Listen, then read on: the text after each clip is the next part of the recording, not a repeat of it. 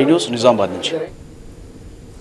దేశవ్యాప్తంగా వర్షాలు దంచి కొడుతూ ఉండగా జమ్మూ కాశ్మీర్లోనూ వరదల బీభత్సం సృష్టిస్తూ ఉన్నాయి. లదఖ్లోని ద్రాస్ సమీపంలోని కేంద్ర మంత్రి రిజిజు వెళ్తూ ఉండగా మార్గ మధ్యములో ఆయన కాన్వాయ్ ముందు ఓ వాహనం నదిలో పడిపోయింది. వెంటనే కిందకు దిగిన కేంద్ర మంత్రి రెస్క్యూ బృందాల సహాయంతో 2 యువకులను రక్షించారు. ఎక్స్ వేదికగా ఈ విషయాన్ని రాసుకొచ్చారు కేంద్ర మంత్రి కిరణ్ రిజిజు.